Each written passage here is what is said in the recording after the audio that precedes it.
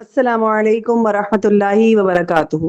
الحمد للہ وکفا وسلام علی عباد الذین اصطفیٰ، اما بعد فاعوذ باللہ من الشیطان الرجیم، بسم اللہ الرحمن الرحیم۔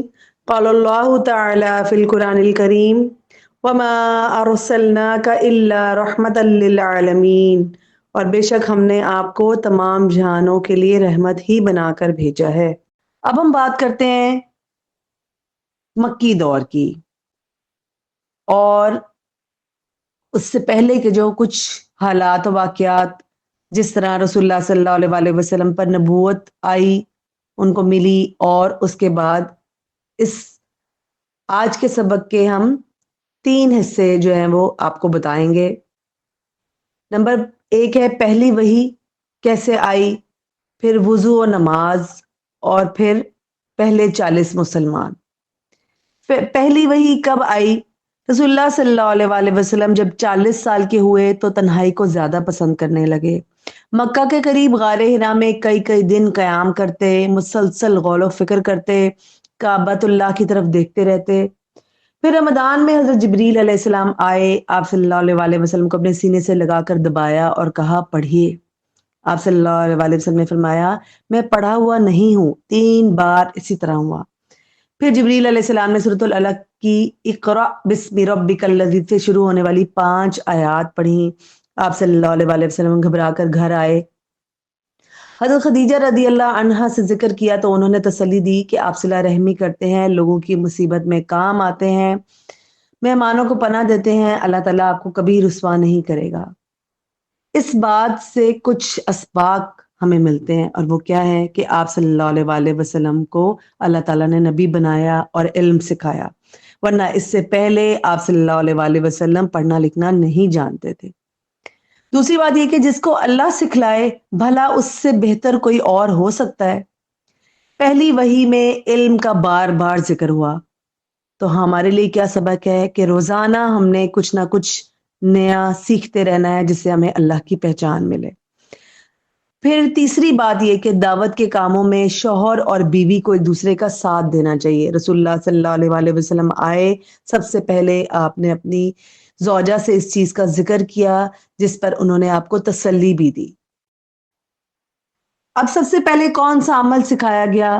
وہ تھا وضو اور نماز۔ کچھ عرصہ رسول اللہ صلی اللہ علیہ وآلہ وسلم پر وحی بند رہی، پھر دوبارہ رسول اللہ صلی اللہ علیہ وآلہ وسلم کو تبلیغ کا حکم دیا گیا۔ جبریل علیہ السلام نے آپ صلی اللہ علیہ وآلہ وسلم کو وضو اور نماز کا طریقہ سکھایا۔ جبریل علیہ السلام ہی کی امامت میں آپ نے نماز پڑھی۔ اس دور میں مسلمان چھپ کر نمازیں ادا کیا کرتے تھے۔ اس سے کیا پتہ چلتا ہے کہ عقیدہ توحید کے بعد سب سے پہلی چیز نماز کو قائم کرنا ہے، نماز کا خاص اہتمام کرنا ہے، اور سنت کے مطابق وضو کرنے اور نماز پڑھنے کی عادت ڈالنی ہے۔ اب پہلے 3 سال کتنے لوگ مسلمان ہوئے؟ آپ صلی اللہ علیہ وآلہ وسلم نے آغاز اپنے گھر والوں، دوستوں، قریبی رشتہ داروں اور دیگر لوگوں سے کیا۔ 40 سے زائد مردوں اور عورتوں نے اسلام قبول کیا۔ عورتوں میں سب سے پہلے حضرت خدیجہ رضی اللہ عنہا، مردوں میں حضرت علی، اور غلاموں میں حضرت زید بن حارثہ ایمان لائے، اور دوستوں میں ابو بکر صدیق رضی اللہ عنہ۔ قریش کو اس دعوت کے بارے میں کچھ باتیں معلوم ہو چکی تھیں، مگر انہوں نے آپ صلی اللہ علیہ وآلہ وسلم کی دعوت کو زیادہ اہمیت اس وقت نہیں دی۔ اب ان ساری چیزوں سے ہمیں کیا سبق ملتا ہے کہ قرآن و حدیث اور سیرت کو سیکھنا ہے تاکہ ہم دوسروں تک دین کی بات کو پہنچا سکیں۔ اور دوسری بات یہ کہ دین کی دعوت کے لیے اپنا وقت، دولت، صلاحیتیں سب کچھ لگانا ہے۔ شروع کے 3 سالوں میں قرآن کی کتنی سورتیں نازل ہوئیں؟ چھوٹی چھوٹی 13 صورتیں 1/3 پارے کے برابر یہ نازل ہوئی۔ سورۃ الفاتحہ پہلے پارے میں سے، 29 پارے میں سے المزمل اور المدثر، پارہ 30 میں سے التکویر، الانفطار، الضحیٰ، الشرح، العلق، القدر، الزلزال، العادیات، القارعہ، العصر۔ ان صورتوں کو ہم نے کیا کرنا ہے؟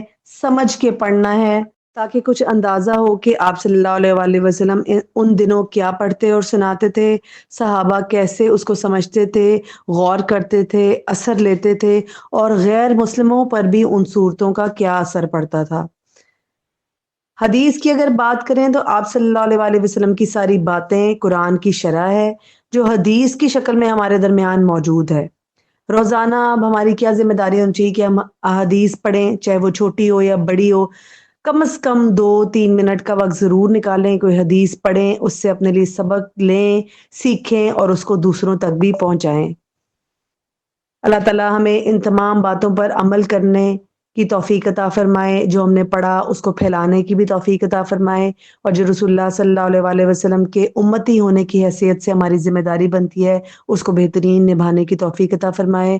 سبحانک اللہم بحمدک، نشہد ان لا الہ الا انت، نستغفرک ونتوب الیک۔ السلام علیکم ورحمۃ اللہ وبرکاتہ۔